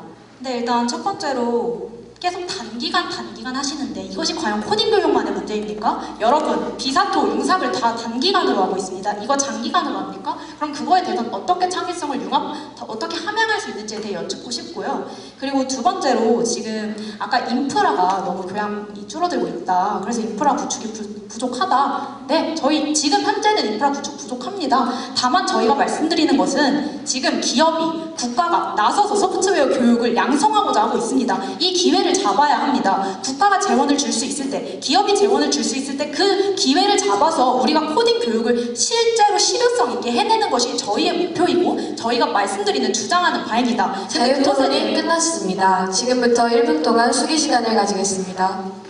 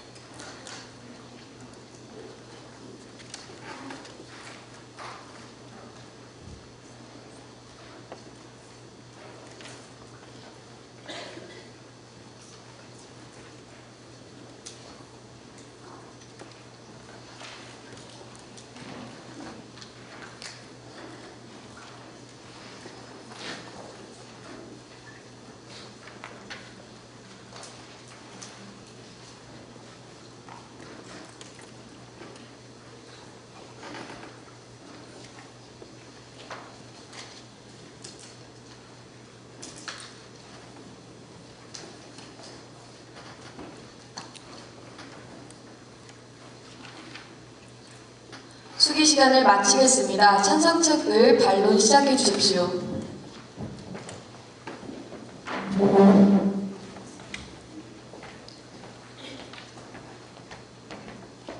찬성 측 제2 반론 시작하겠습니다. 먼저 자유토론 때 반대 측께서는 초등학교, 중학교 때 의무 교육으로 소프트웨어를 공부하기 때문에 이 부분에 대해서 문신력은 걱정할 필요가 없다라고 주장하시면서 이제 대학, 문해력, 사고력에 관해서는 대학교에서 4개월간 단기간으로 적용되기 때문에 사고력을 함양시킬 수 없다라고 말씀하셨습니다. 이에 관한 두일의 차이점에 대해서 정확하게 말씀을 해주시지 못하셨습니다. 그리고 저희가 앞서 확인 질문 때부터 가장 강조했던 점이 있습니다. 바로 컴퓨팅적 사고 함양 방법입니다. 저희가 첫 번째 논거로 분명히 컴퓨팅적 사고 함양은 코딩 교육이 가장 효과적이라고 그 구체적 근거 자료를 말씀드렸음에도 불구하고 코딩 교육을 제외한 컴퓨팅적 사고 능력을 함양시킬 수 있는 방법에 대해서 제대로 제시해 주시지 않으셨습니다.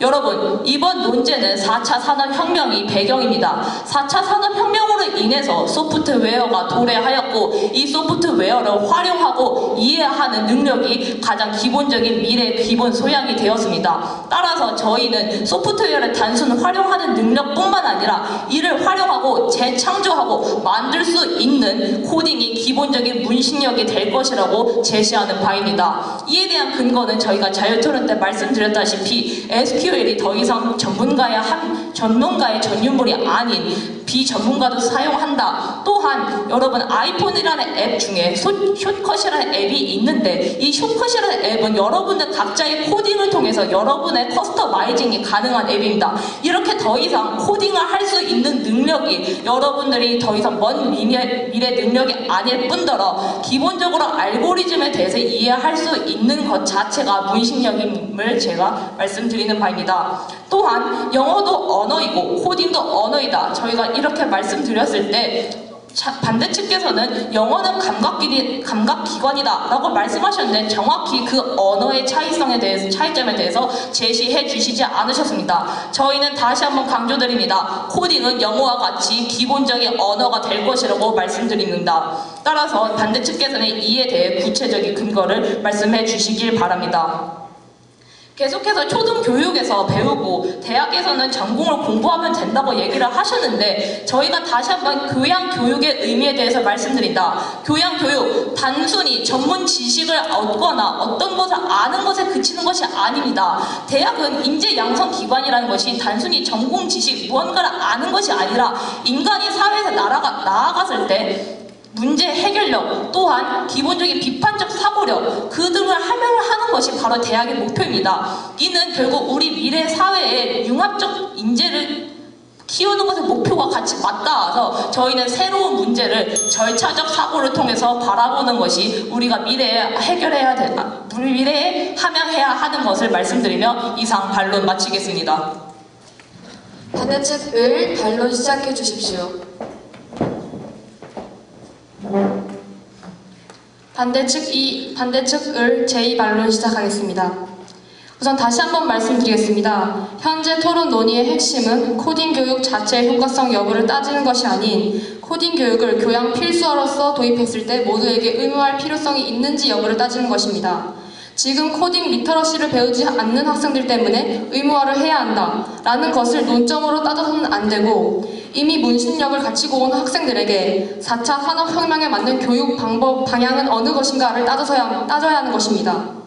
창성 측께서는 우선 사회적 측면으로 IoT 사회는 세계적 흐름이다를 언급하시며 코딩의 교양 필수화를 주장하셨습니다. 세계의 흐름 자체는 저희 반대측도 부정하는 것이 아닙니다. 하지만 제시하신 사회의 흐름 때문에 코딩 교육을 가르치는 데 있어서 대학 교양 필수로서 의무화하는 것이 생산성이 없는 교육임을 말씀드리고 싶습니다. 또한 리터러시 측면에서는 코딩은 언어임을 강조하셨는데 저희 반대측 역시 컴퓨터 언어로서 코딩을 읽고 쓸 줄 아는 능력, 즉 디지털 리터러시의 중요성을 부정하는 것이 아닙니다. 이렇게 필수적으로 알아야 할 언어에 대한 기본 습득은 현재 초중고 과정에서 거쳐서 이루어지고 있음에 따라 대학에서는 코딩 교육이 그저 언어의 습득 단계를 넘어서야 한다는 점을 반대측은 강조하는 바입니다. 또한 찬성 측께서는 코딩 교양 필수로서 도입함의 주 목적이 4차 산업혁명 시대의 인재를 양성하고 추가적으로 컴퓨터적 사고력을 향상하기 위함이라고 말씀해 주셨습니다. 하지만 반대측은 이 두 가지 목표가 교양 필수로서의 코딩 교육 도입을 통해서는 달성될 수 없음을 말씀드리고 싶습니다. 먼저 코딩 교육은 우리 사회가 필요로 하는 코더를 양성할 수 없습니다. 현재 단순히 프로그래밍을 구현하는 코딩을 할 수 있는 사람은 많습니다. 하지만 우리가 진정 필요로 하는 인재는 이 전반적인 과정에 대한 이해를 바탕으로 깊이 있는 프로그램을 구상할 수 있는 코더입니다. 이는 단기간 교양 교육을 통해서는 양성할 수 없습니다. 따라서 저희는 코딩 교육을 교양 필수로서가 아닌 필요로 하는 학생들에게 양질의 교육을 제공하는 방향으로 나아가야 한다는 것을 말씀드리고 싶습니다. 다음으로 컴퓨팅적 사고를 향상할 수 있다고 말씀해 주셨습니다. 하지만 컴퓨팅적 사고 향상은 확인 질문에서 찬성 측께서 인정하신 바와 같이 장기간을 통해 가능한 것입니다. 찬성 측께서 말씀하시는 두 가지 목표는 코딩 교육 교양 필수화를 통해서는 달성할 수 없으며 저희는 이러한 교육 방법이 학생들에게 효과를 가져올 수 없다는 측면에서 도입을 반대하는 바입니다. 대학교는 이 시대를 이끌어갈 미래 인재들이 기본 소양을 함양하고 각 분야에 맞는 전공을 실현하기 위한 곳입니다. 이에 따라 대학은 현실 한계 속에서 선택과 집중을 통해 양질의 교육을 제공해야 하는 것에 최선을 다해야 하는 것을 다시 한번 말씀드리며 이상 반대측 제2반론 마치겠습니다. 찬성 측 병 최종 발언 시작해 주십시오. 찬성 측 결론 시작하겠습니다. 일단 앞서 논의되지 못한 점이 있어서 그것에 대해 한번 논의를 짚고 가도록 하겠습니다. 토론에 대해서 계속 쟁점을 짚어주시고 계십니다. 의무화할 필요성이 있는지가 중요하다. 하지만 저희 찬성 측은 분명히 말씀드렸습니다. 코딩은 미래의 문식력이며 그렇기 때문에 우리는 이것을 필수화해야 한다고 말씀드렸음에도 불구하고 반대 측께서는 못 들으신 것 그런 식으로 말씀을 하시는데 그것에 대해서는 조금 더 의문이 듭니다. 또한 다른 내용으로 아까 을분께서 코더 양성을 우리는 해선 안 된다. 융합적 인재가 필요하고 우리는 융합적 인재를 통해서 융합된 코더를 만들어내야 한다라고 말씀을 해주셨습니다. 하지만 아까 저희 말씀드렸듯이 코더를 만드는 것이 목적이 아닙니다. 이것에 대해서 한 번 더 검토해 주셨으면 좋겠습니다. 또한 영어와 코딩, 이것에 대해서 차이점, 반대 측 절대 말하지 못하셨습니다. 이것에 대해서 반박하지 못하셨습니다. 그럼 계속 저희는 영어와 코딩이 무엇이 다른 것이냐, 둘 다 미래의 문식력인데 무엇이 다른 것이냐라고 여쭙고 있는데 반대 측께서 이것에 대해서 반박하지 못하셨음을 다시 한번 말씀드립니다. 프로그래밍을 못하면 프로그래밍은 당한다. 미디어 이론가이자 디지털 전문가인 니시코프 뉴욕대 학자가 말씀해 주셨습니다. 빠르게 발전하는 사회에서 미래 시민에게는 소프트웨어와 함께하는 삶이 일상화될 것이며 추상화된 생각을 구현하고 표현해내는 코딩의 능력이 요구될 것입니다. 이제 코딩은 몇 명에게 국한되는 선택적 교육이 아닙니다. 코딩은 미래의 문식력으로 모두가 배워야 하는 필수 교양입니다. 4차 산업혁명 시대는 본격화된 지능 정보화 시대이며 이러한 디지털 사회에서 모든 분야에서 소프트웨어를 활용하여 문제를 해석하고 있습니다.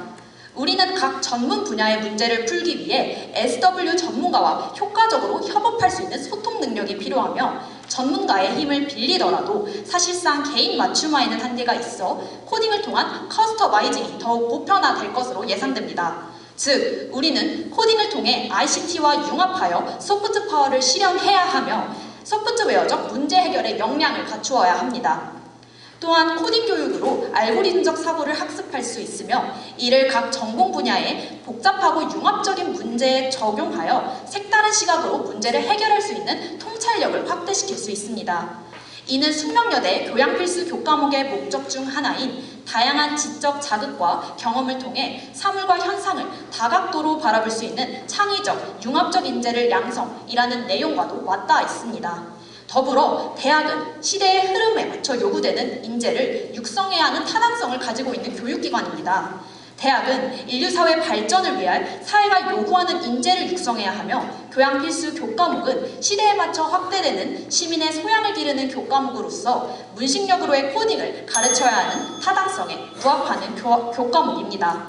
세계화 시대의 영어가 필수 언어였다면 이제 4차 산업혁명 시대에서는 코딩이 즉 언어가 될 것입니다.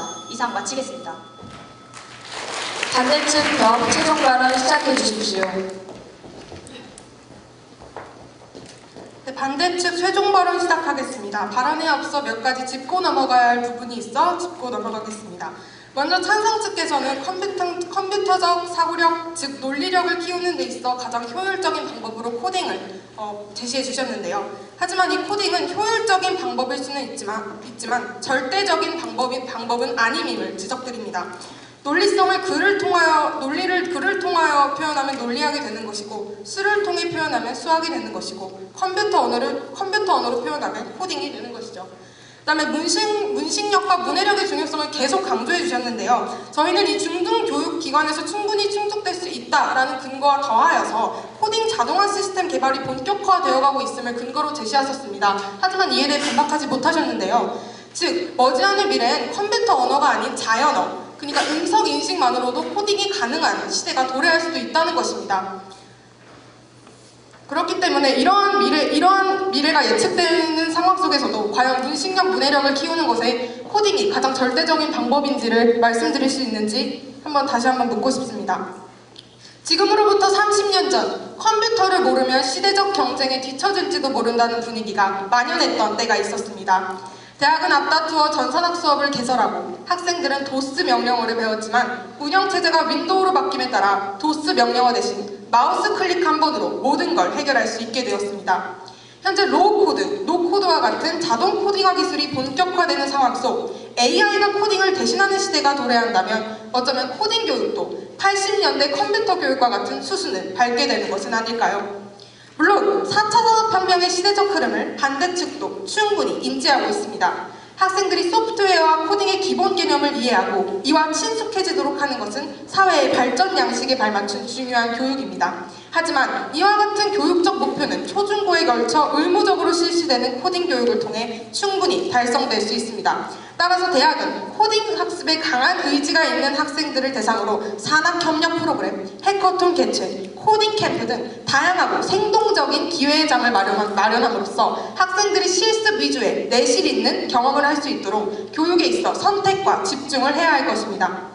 더불어 우리는 현재 교양교육이 처한 열악한 상황을 명확히 직시하고 이를 정상화하려는 노력이 우선임을 알아야 합니다. 강좌 수는 감소하고 대형 강의가 증가하여 학생들의 학습권이 심각하게 침해되고 있습니다. 졸업 전까지 필수로 이수해야 하는 수업이 폐강되어 추가 학기를 다니는 학생, 200명 이상의 숨막히는 콩나물 강의실을 해결해달라고 목소리를 내는 학생들도 있습니다. 이렇듯 현존 교양 과목 운영마저 위태로운 상황 속 졸속으로 추진되는 코딩 교양 의무화는 기존 교양의 부실을 초래함으로써 학문 생태계를 파괴하는 주 원인이 될 것입니다. 4차 산업혁명에 맞춘 교육혁신의 요구가 주문서처럼 들이닥치고 수치화된 가시적 성과만이 중요시될수록 우리는 대학의 존재 이유와 역할에 대해 더욱더 논의해야 할 때입니다. 이상으로 반대측 최종 발언 마치겠습니다. 이상으로 결선 토론을 종료하겠습니다.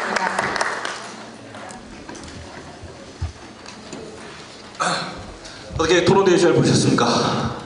예, 심사위원들께서 지금 굉장히 지치셨습니다. 왜 지치셨는지는 나중에 총평 때 말씀해 주실 거라고 생각합니다. 오늘 두 팀 너무 고생 많이 했고 수고 많이 했습니다. 그 토론 과정 속에서 오늘 이 자리에 초대받지 못했음에도 불구하고 호출당한 대학들이 있군요. 성균관대학교, 중앙대학교, 아마 그분들 의문의 일패를 당했던 것 같습니다. 해당 대학 관계자분들이 아마 우리 이 토론대를 와서 지켜봤다면 교육정책 실행과 관련해서 많은 좋은 참조점을 얻어갈 수 있었을 텐데 그러지 못해서 안타깝습니다. 그만큼 오늘 두 팀이 펼쳐준 아주 격렬한 토론, 많은 사람들에게 큰 참조점이 되고 좋은 공부가 되었던 것 같습니다. 다시 한번 박수 부탁드리겠습니다.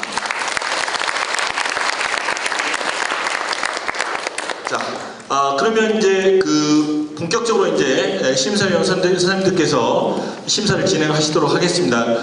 잠깐 이 일정을 말씀드리면 심사위원님들께서는 평가장으로 이동해 주시고요. 2부 순서는 이제 오늘 토론에 대한 총평과 시상식이 준비가 되어 있습니다. 그 중간 시간에 여러분께서 이제 토론 평가서를 작성해 주실 텐데 토론 평가서를 작성해 준 시간 동안 좀 더 시간적 여유가 있어서 저희가 결코 약소하지 않은 큰 선물을 준비했습니다.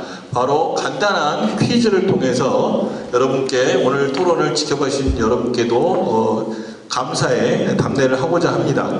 자, 그럼 먼저 그 퀴즈를 진행하기 전에 오늘 수고해준 두 팀에게 다시 한번 박수를 청하면서 자리로 이동해 주시기 바랍니다.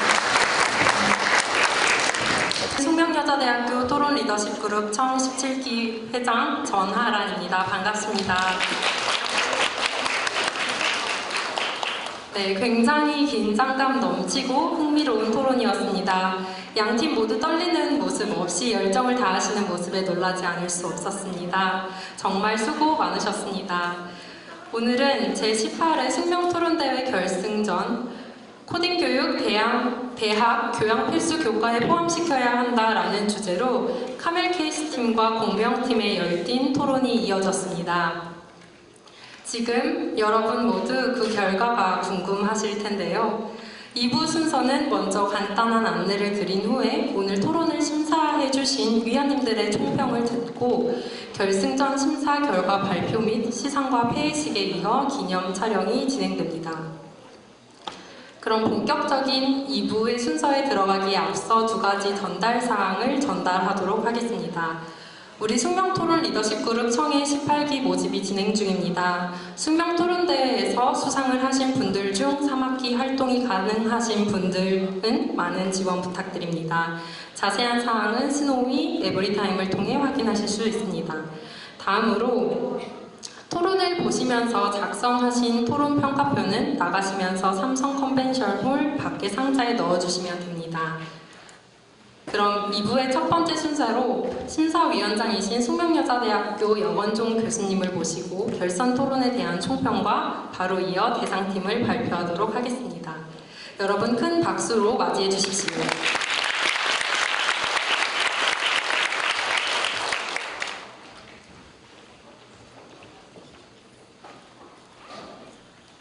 네, 안녕하세요. 여건조입니다.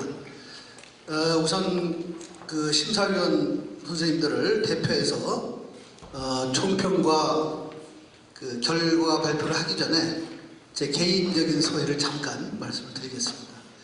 제가 10년 전에 숙대 기초교양교육원의 전신이라고 할 수 있죠. 의사소통센터 일을 하면서 그때는 이 대회를 같이 준비하고 심사위원 선생님들을 이제 모시는 입장이었죠. 오랜만에 다시 이 대회에 참여를 하게 돼서 아주 감회가 깊습니다. 숙대 기초교양교육원은 지난 20년 동안 우리나라 대학의 교양교육에 선도적인 역할을 하면서 대학 교육을 발전하는데 굉장히 결정적인 기여를 한 것으로 외부에서도 평가받고 있습니다. 특히 그 중에서도 이 대학생들의 사고력과 표현력을 늘리는 교양인문학 교육의 어떤 모델을 제공했고요. 특히 오늘 한 이 토론대회 모형 같은 것들이 우리 그 기초교양교육원의 교수님들이 같이 집단적으로 연구를 한 중요한 결과물이라고 생각합니다. 그리고 많은 학생들이 이 토론대회에 참여하고 훈련을 하면서 졸업을 해서 지금 사회에서 굉장히 중요한 역할을 하고 있습니다. 우선 무엇보다도 토론을 준비하고 이 토너멘트라고 할 수 있죠. 이 토너멘트 굉장히 긴 시간 동안 진행되는 동안에 참여한 학생들한테 진심으로 깊은 감사를 드립니다. 오늘 결승전에 참여한 학생들뿐만이 아니라 시상에 탈락한 학생들 또 장려상까지 상을 받은 모든 학생들한테 감사를 드립니다. 그리고 심사위원으로 참석해준 특히 먼 길을 오신 연세대학교 나정은 교수님께 깊은 감사를 드립니다. 또 다른 심사위원 선생님께도 감사를 드리겠습니다. 전체적으로 학생들이 뭐 들어봐서 아시겠지만 굉장히 잘하죠. 미리 얘기를 준비해온 것도 잘 준비를 해왔지만 특히 이 자리에서는 예상치 않았던 어떤 질문과 공격을 받고 거기에 대한 반론을 제기하고 답변을 하는 그 순발력이 굉장히 많이 요구가 됩니다. 근데 그것은 사고와 표현과 어떤 레토릭의 훈련 없이는 불가능하다고 생각합니다. 그런 의미에서 오늘 결승에 올라온 학생들은 그 역할을 매우 훌륭히 수행했다고 생각이 듭니다. 사실 두 팀 간의 우열을 나누기가 이건 뭐 의례적인 얘기가 아니라 우열을 나누기가 굉장히 어려웠습니다. 물론 완벽하진 않았죠. 그래서 장점과 단점들에 있어서 매우 비슷했는데요. 굳이 말씀을 드리자면 이제 단점을 하나 말씀을 드리자면 이 입론이 있고 반론이 진행되고 또 자유토론이 있고 또 다른 반론이 진행되는 동안 얘기가 조금 앞에서 나온 얘기가 해결이 되고 그 다음으로 나가진 않고 좀 반복되지 않았나 그런 것이 조금 아쉬웠지만 그럼에도 불구하고 매우 훌륭한 토론을 수행했다고 생각이 듭니다. 제가 영광스럽게도 이 결선에 최종 우승팀을 발표할 수 있는 역할을 맡게 됐습니다. 이게 무슨 히든싱어 같으면 굉장히 뜸을 들이고 할 텐데 시간도 많이 됐고 해서 그냥 발표를 하도록 하겠습니다. 지금 우승팀이 대상이고 준우승팀이 금상인가요? 네. 바로 그럼 대상으로 발표를 하겠습니다. 대상은 공명팀이 되겠습니다.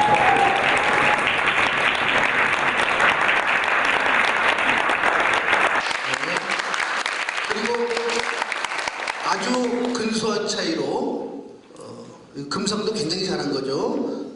금상을 받은 팀은 카멜 케이스 팀이 되겠습니다. 그러면 여기서 시상을 하는 건가요? 네. 오랜만에 해서 잘 기억이 안 나는데요.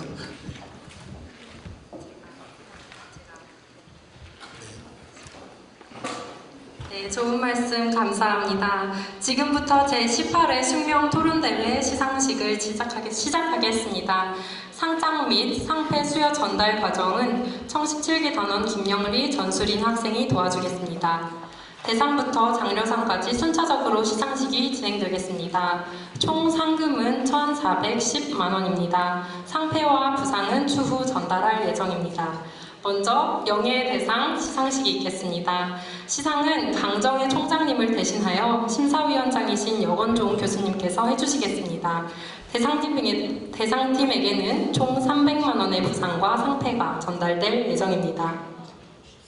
대상 공명팀 단상 위로 올라와 주시기 바랍니다.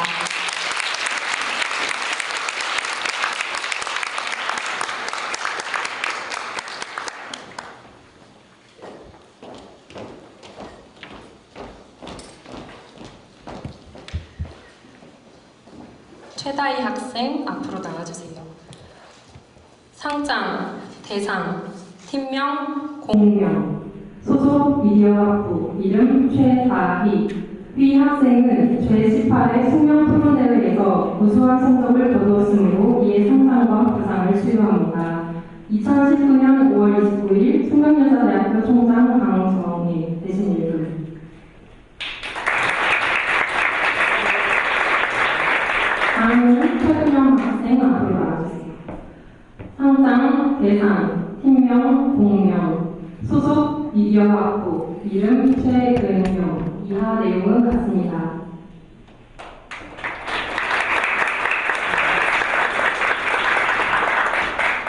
다음은 이다은 학생 앞으로 나와주세요.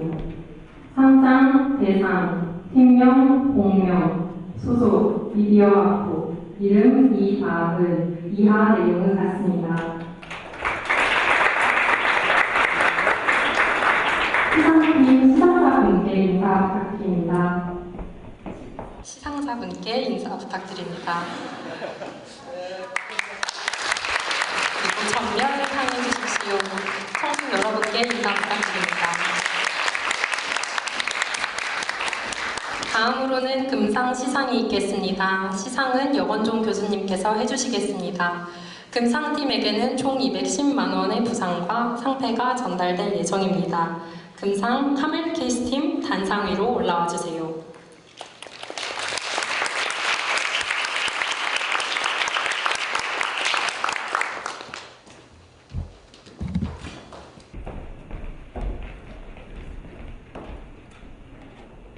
네, 서재영 학생 앞으로 나와주세요. 상장, 금상, 팀명 카멜 케이스, 소속 경영학부, 이름 서재영. 위 학생은 제18회 숙명토론대회에서 우수한 성적을 거두었으므로 이에 상장과 부상을 수여합니다. 2019년 5월 29일 숙명여자대학교 총장 강정희 대신 읽음.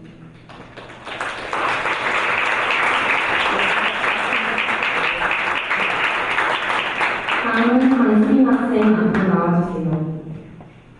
상장, 금상, 팀명 카멜 케이스, 소속 생명시스템학부, 이름 강수민. 이하 내용은 같습니다.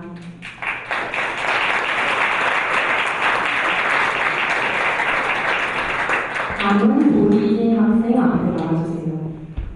상장, 금상, 팀명 카멜 케이스, 소속 글로벌 서비스 학부, 이름 조희진. 이하 내용은 같습니다.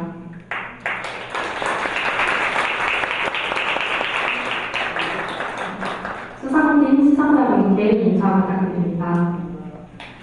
그리고 전면을 향해 주십시오. 청중 여러분께도 인사 부탁드립니다. 시상해주신 여건종 교수님과 카멜 케이스 그리고 공명팀에게 큰 박수 부탁드립니다.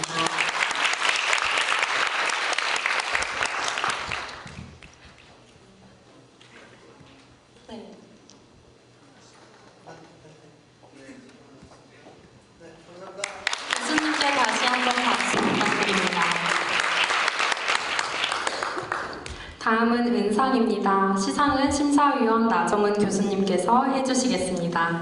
은상팀에게는 총 300만 원의 부상과 상패가 전달될 예정입니다.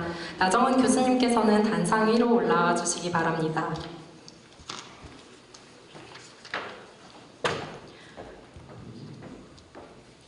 코알라팀의 정치외교학과 정호정, 코알라팀의 법학부 윤지유, 코알라팀의 정치외교학과 신현지, 도토리팀의 사회심리학과 김지후, 도토리팀의 경영학부 손원영, 도토리팀의 중어중문학부 한지선, 호명된 수상자들은 단상으로 올라와 주시기 바랍니다.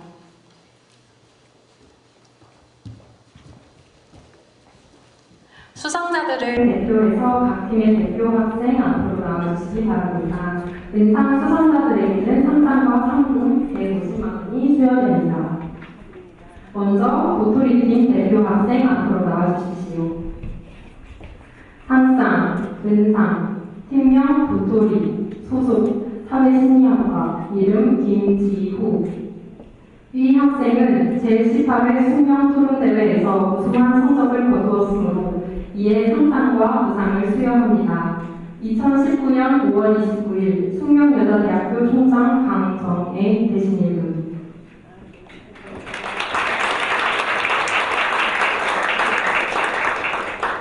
다음은 코알라 대표 학생 앞으로 나와주시기 바랍니다. 상장, 은상, 팀명 코알라, 소속 법학부, 이름 윤지유, 이하 내용 같습니다.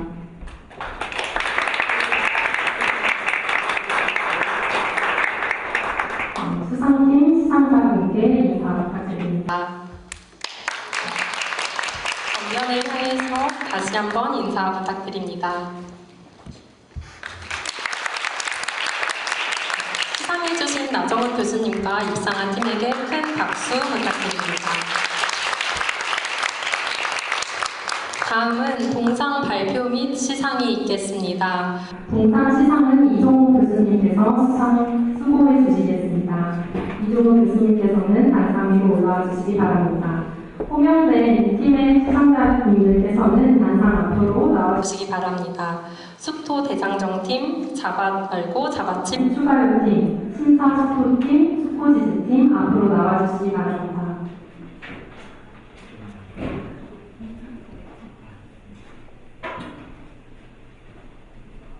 동상 수상자들에게는 상장과 총 상금 360만 원이 수여됩니다.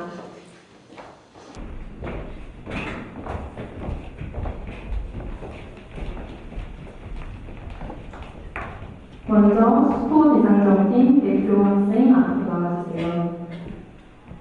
상장, 동상, 팀명 숙토 대장정, 소속 소비자경제학과, 이름 임소정. 위 학생은 제18회 숙명토론대회에서 우수한 성적을 거두었으므로 이에 상장과 부상을 수여합니다. 2019년 5월 29일 숙명여자대학교 총장 강정애 대신일금. 다음은 심사숙토팀 대표 학생 앞으로 나와주세요. 상장, 동상, 팀명 심사숙토, 소속 중어중문학부, 이름 정진경. 이하 내용은 같습니다.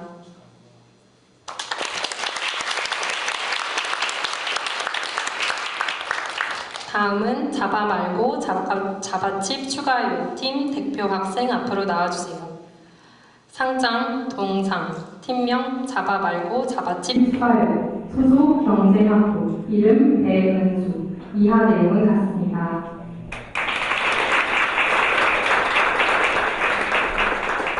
마지막으로 숙고지대 대표 학생 앞으로 나와주세요.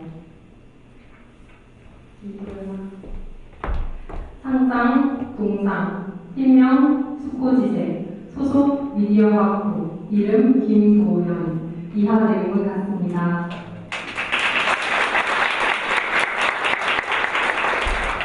수상팀 시상자분께 인사 부탁드립니다.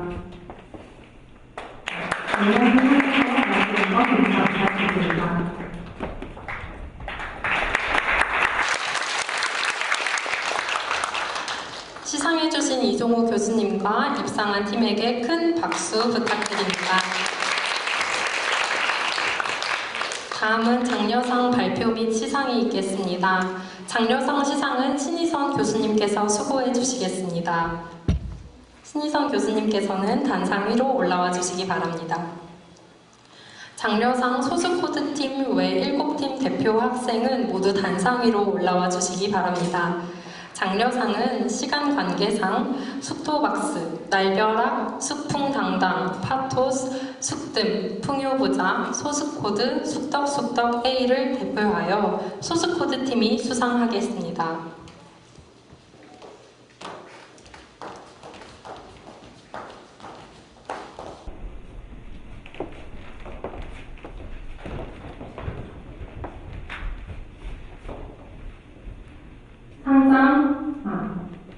소스코드팀 대표 앞으로 나와주시기 바랍니다.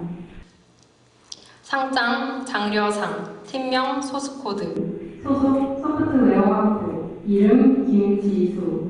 B 학생은 제18회 숙명토론대회에서 우수한 성적을 거두었으므로 이에 상장과 부상을 수여합니다.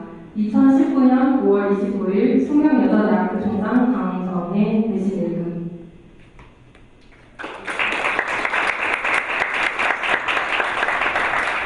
네, 수상팀 시상자분께 인사 부탁드립니다. 감사합니다. 마지막으로 인사 부탁드립니다. 시상해주신 신희선 교수님과 입상한 팀에게 다시 한번 큰 박수 부탁드립니다. 즐겁고 뜻깊은 시간이 되셨길 바랍니다. 오늘 2019년 제18회 숙명토론대회에 참석해주신 여러분과 수고해주신 심사위원분들과 진행위원분들께 감사를 드리며 그리고 수상자들에게도 다시 한번 진심으로 축하의 말씀을 전합니다.